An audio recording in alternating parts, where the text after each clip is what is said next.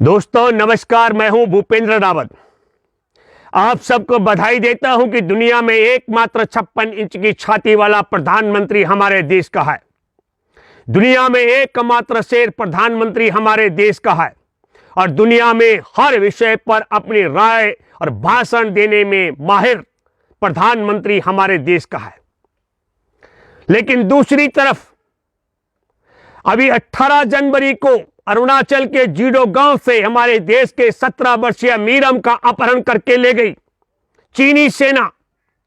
अरुणाचल पूरब से सांसद है भाजपा के ही सांसद तापिर गांव।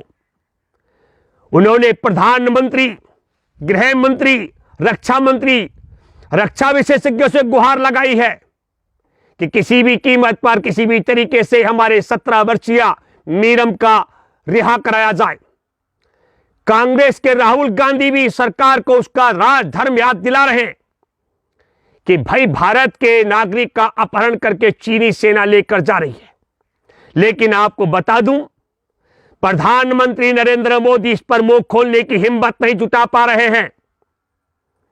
दूसरा जिक्र है, मैं आपको बताता हूं, 1962 में जब हमारे पास 10-12 हजार सैनिक युद्ध के मैदान में थे और चीन के 80,000 सैनिक, तब चीनी सैनिकों के पास बंदूकें थी और हमारे सैनिकों के पास लाठियां थी। लाठियों से पीट पीट करके जिस इलाके को खाली कराया था चीनी सैनिकों से, आज उस पेंगोंग झील पर चीन ने पुल बना दिया है।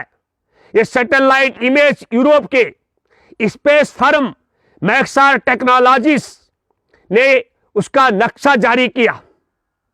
प्रधानमंत्री इस पर मौन है, मुंह नहीं खोल पा रहे हैं। 1 जनवरी को चीनी सेना ने गलवान घाटी में अपना राष्ट्रीय झंडा फहराया, तब प्रधानमंत्री मोदी की आवाज नहीं निकली। गलवान घाटी में झंडा फहराने के, चीनी झंडा जो फहराया गया उससे ध्यान भटकाने के लिए बुल्ली भाई ऐप पर आपने देखा कि देश की प्रतिष्ठित मुस्लिम महिलाओं की फोटोएं अपलोड करके नीलामी के लिए लगाई गई। इस पर महिलाओं ने 2 जनवरी को आपत्ति व्यक्त की। देश की बेटियां, देश की माओं की फोटो नीलामी पर लग रही हो, प्रधानमंत्री ने मुंह नहीं खोला। चीनी सेना हमारे देश के युवा का अपहरण करके ले जाए, मोदी सरकार मुंह नहीं खोल सकती है। चीनी सेना हमारे देश में घुसकर पेंगोंग झील पर पुल बना दे, भारत की सरकार कुछ नहीं बोलती है। हरिद्वार के अंदर अभी धर्म संसद में आपने देखा किस तरह से भगवाधारी आतंकियों ने 20 लाख मुसलमानों के नरसंहार का योजना तैयार की और किस तरीके से देश में सत्यमेव जयते को शस्त्रमेव जयते के नारे में तब्दील करने का षड्यंत्र किया गया।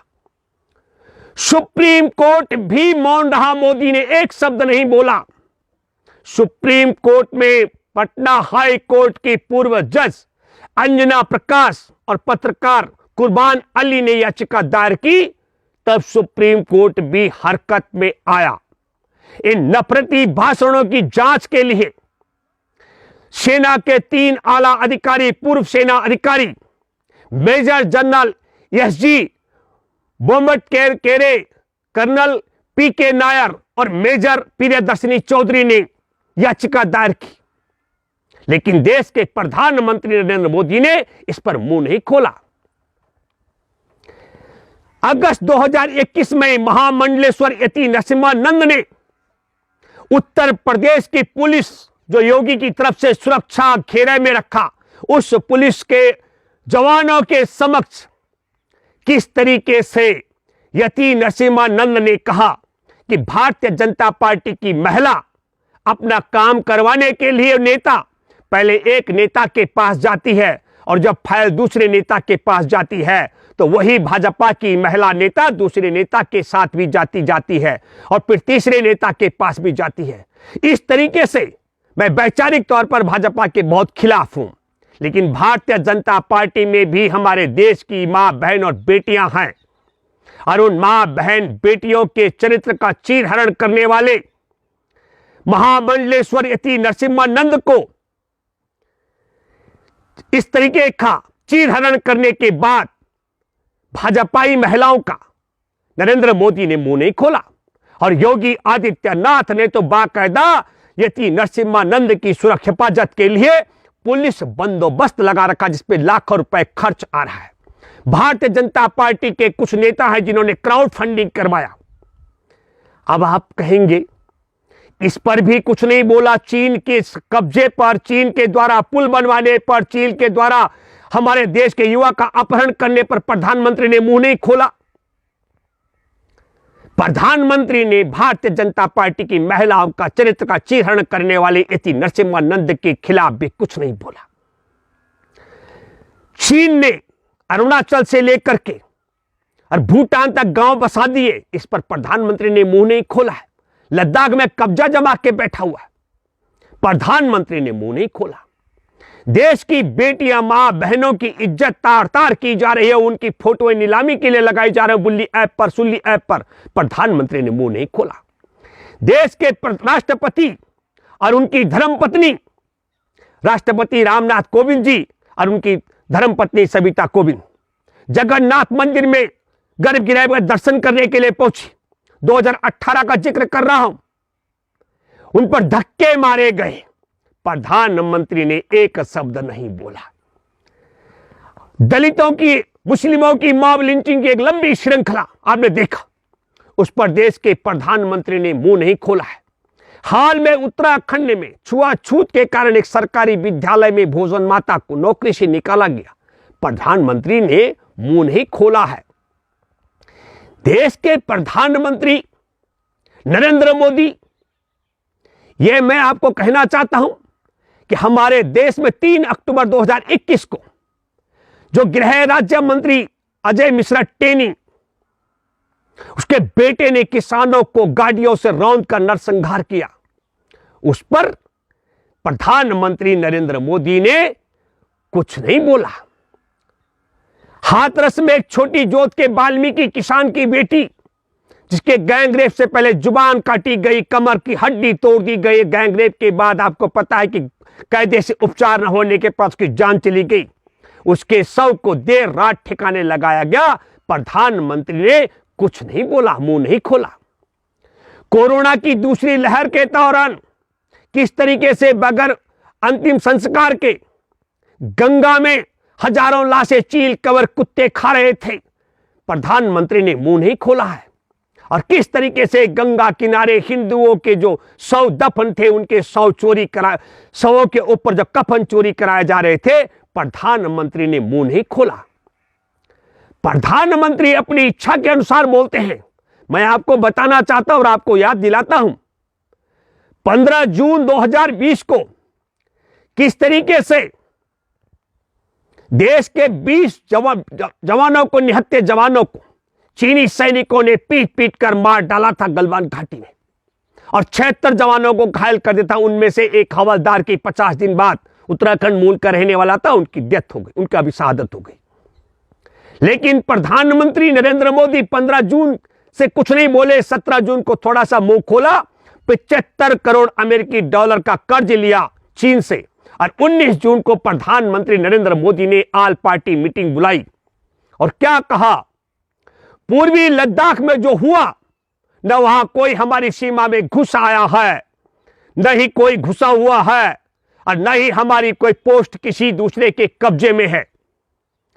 तो मेरे देशवासियों, प्रधानमंत्री ने मुंह खोला, लेकिन कितना झूठ बोला। 20 लाशें हमारे देश के जवानों की वहां से लाई गई। उनके अंतिम संस्कार में भी आपने देखा हजारों लाखों की संख्या में लोग इकट्ठे हुए, पर प्रधानमंत्री ने कहा न कोई घुसा है, न कोई घुसाया, न हमारी जमीन पर किसी का कब्जा है। और आपने देखा कि देश का रक्षा मंत्री संसद के अंदर उसकी बात बताता कि 38,000 वर्ग किलोमीटर पर हमारे देश की जमीन पर चीन का कब्जा है। आज मैं जब आपके साथ बात कर रहा हूं, 14 दौर की बात हो चुकी है।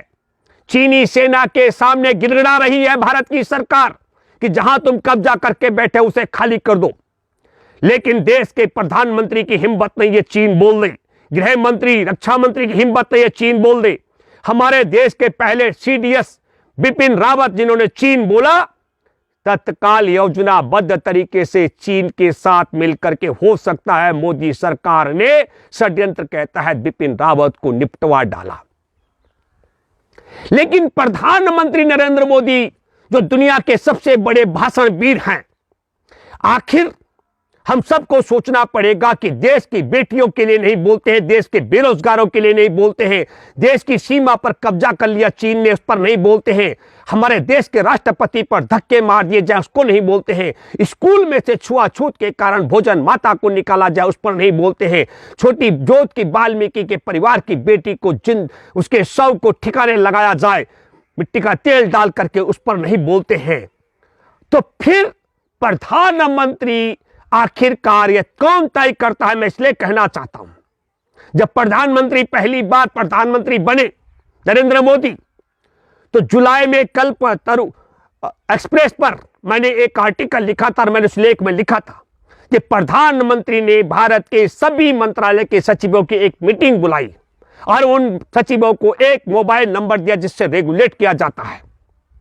लेकिन मैं दो घटनाओं को आपके सामने रखना चाहता हूं मेरे प्यारे देशवासियों। एक घटना दावोस में जो दुनिया भर के राष्ट्रीय अध्यक्ष जुटे हुए हैं, 5 दिन का जो सम्मेलन था, उसमें 17 जनवरी को भारत के प्रधानमंत्री का भाषण चल रहा था और टेलीप्रॉम्प्टर धोखा दे देता है।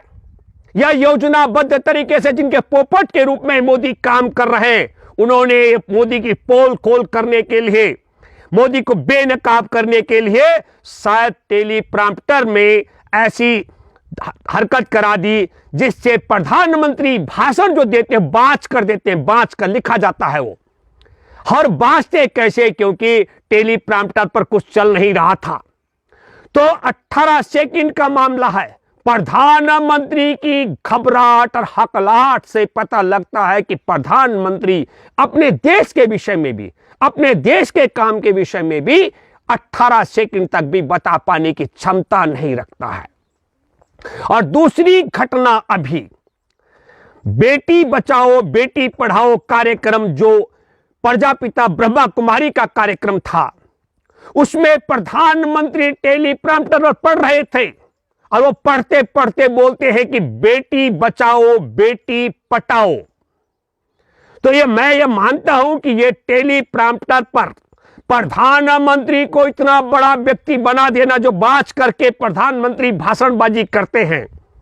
मुझे लगता है कि जिस गिरोह के पोपट के रूप में मोदी काम कर रहे हैं, उन्होंने मोदी से जो काम कराने थे पूरे करा दिए, इसलिए पोल खोल कर दी कि यदि बांचने के लिए कुछ न दिया जाए तो नरेंद्र मोदी 18 सेकंड भी कुछ नहीं बोल पाते हैं। कितनी घबराहट और हकलाहट होती है।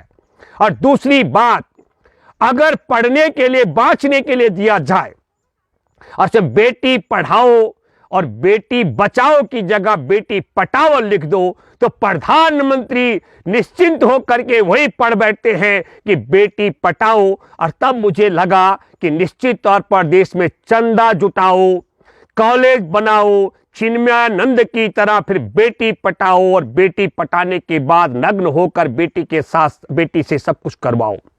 या फिर दूसरा जिक्र, जिस आसाराम के साथ में नरेंद्र मोदी का वीडियो वायरल हो रहा है, जिसने कहा था मोदी ने बापू नहीं होते तो मैं गुमनाम मर जाता। उस आसाराम के आश्रम और विद्यालयों में किस तरीके से जो अभी जेल में है वहां पर बेटी पढ़ाओ और बेटी पटाओ का जो मामला है, मुझे लगता है कि नरेंद्र मोदी की जुबान नहीं फिसली है। टेलीप्रॉम्प्टर पर जो कुछ भी लिखा जाता है उसको बाँचकर पढ़ते हैं। और मैं यह मानता हूं कि योजनाबद्ध तरीके से, फिर मैं कहना चाहता हूं, मैं पहले पूरे देश के तमाम केंद्रीय मंत्रालय को एक मोबाइल से संचालित किया जा रहा है देशवासियों, और देश जिसको संचालित कर रहा है उसको टेलीप्रॉम्प्टर के माध्यम से संचालित किया जा रहा है। कब उसकी जुबान बंद कराई जाए और कब उससे बेटी पढ़ाओ बेटी बचाओ की जगह बेटी पढ़ाओ और बेटी पटाओ कहलवाया जाए, ये सब भी। और फिर आखिर में मैं कहना चाहता हूं कि नरेंद्र मोदी का यह वीडियो वायरल हो रहा है, दोनों जहां 18 सेकंड में हकलाने से लेकर के घबराहट दिख रही थी और जहां बेटी पढ़ाओ और बेटी पटाओ की बात दोनों वायरल हो रही है, दुख और अफसोस की बात है कि हमारा देश में टेलीप्रॉम्प्टर प्रधानमंत्री इसके लिए दुख व्यक्त नहीं कर रहा, अफसोस व्यक्त नहीं कर रहा है कि गलत बाचा था। वह हो नहीं सकता है कि वहां पर बेटी पढ़ाओ और बेटी पटाओ होगा, वहां बेटी पढ़ाओ और बेटी बचाओ का कार्यक्रम था। तो बेटी बचाने और बेटी पढ़ाने के मामले में बेटी पढ़ाओ की बात भी करते, तो मैं फिर आपके माध्यम से कहना चाहता हूं कि प्रधानमंत्री कि 18 सेकंड का वो जो टेलीप्रॉम्प्टर के रुक जाने के बाद देखा कुछ नहीं बोल सकते हैं, तो निश्चित तौर पर जिस गिरोह की के पोपट के रूप में प्रधानमंत्री काम कर रहे हैं, वही गिरोह तय करता है कि प्रधानमंत्री को किस मुद्दे पर बोलना है और किन किन मुद्दों पर नहीं बोलना है। चाहे राष्ट्रपति और उनकी पत्नी पर धक्के मारे जाएं, चाहे वाल्मीकि परिवार की बेटी का गैंगरेप के बाद 100 को ठिकाने लगा जाए, चाहे केंद्रीय गृह मंत्री राज्य मंत्री के बेटे के द्वारा किसानों को कुचल के मारा जाए, और चाहे चीन हमारी सीमा के अंदर अपने गांव बसा दे, और चाहे चीन पेंगोंग झील पर अपना पुल बना दे, और चाहे चीनी सेना हमारे देश के 17 साल के युवा का अपहरण करके चीन लेकर जाए, प्रधानमंत्री को मुंह नहीं खोलना है। ये हम आप सब लोगों को सोचना है कि क्या सच में देश 56 इंच के सीने और शेर के हाथों में है, या हमारा देश का पूरा भविष्य टेलीप्रॉम्प्टर को रेगुलेट करने वाले गिरोह और उनके पोपट के हाथों में है। यह बात और ये सवाल मैं आपके साथ करता हूं। धन्यवाद। जय हिंद, जय जवान, जय किसान।